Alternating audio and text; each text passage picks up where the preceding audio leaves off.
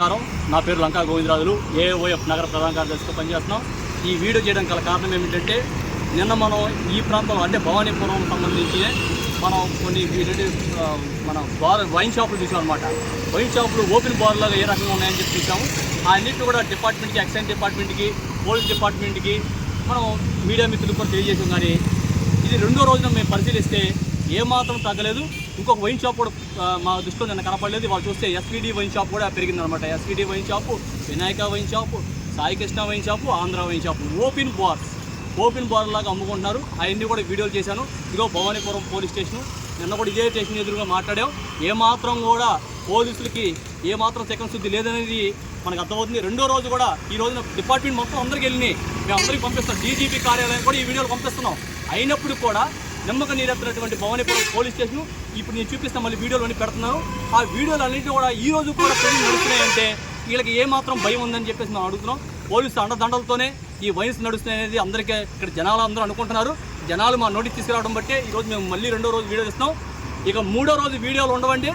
డెఫినెట్గా అఖిల భారత యువజన సమైక్య రేపు సాయంత్రం ఈ వైన్ షాపుల మీద మేము నిరసన తెలియజేయబోతున్నాం. రేపు సాయంత్రమే పోలీసులు అండదండలు ఉంటాయో, అధికార పార్టీలు అండదండలు ఉంటాయో, ఎవరు అండదండలు ఉంటాయో కూడా తేల్చుకోవడానికి సిద్ధంగా అఖిల భారత యువజన సమైక్య ఉంది.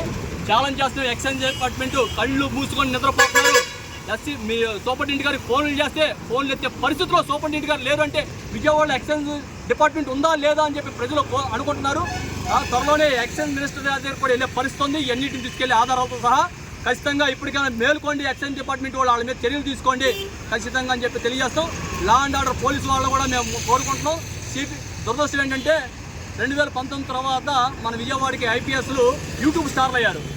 ఈ రోజున ట్రాఫిక్ నుంచి అందరూ కూడా యూట్యూబ్ స్టార్లుగా మారిపోయారు తప్ప వాస్తవాలకి ఏమీ పని చేయట్లేదని అర్థమవుతుంది. ఈ బార్లు మన వైన్ షాపులు చూస్తేనే అర్థమవుతుంది. వైన్ షాపుల్లో ఎక్కడా కూడా వాళ్ళ పని విధానం లేదని అర్థమవుతుంది. ఓపెన్గా తాగేస్తుంటే పట్టించిన పరిస్థితి లేదా అంటే పోలీసుల వ్యవస్థ ఏ రకంగా ఉందనేది ఈ నిదర్శనం. ఒక భవానీపురం పోలీస్ స్టేషన్ పరిధిలో ఉన్న ఈ 4 చూస్తేనే మనకు అర్థమవుతుంది. ఇక ముందు ఎలాంటి వైన్ షాపులు ఎలా ఉన్నాయో రేపు వీడియోలో కూడా చూపిస్తాం. రేపు సాయంత్రం ఈ వైన్ షాపుల మీద ఖచ్చితంగా ఏ వైపుగా నిరసన తెలియజేయబోతున్నాం. ఎక్సైజ్ డిపార్ట్మెంట్, పోలీస్ డిపార్ట్మెంట్ వాళ్ళు ఏ రకంగా కాపాడతారో కూడా మేము ఖచ్చితంగా చూస్తాం. డెఫినెట్గా ఎన్నిటి ఏవైతే నియమాలు ఉన్నాయో ఆ నియమాల ప్రకారం అమ్మించాలని చెప్పేసి మేము అఖిల భారత యువజన సమైక్య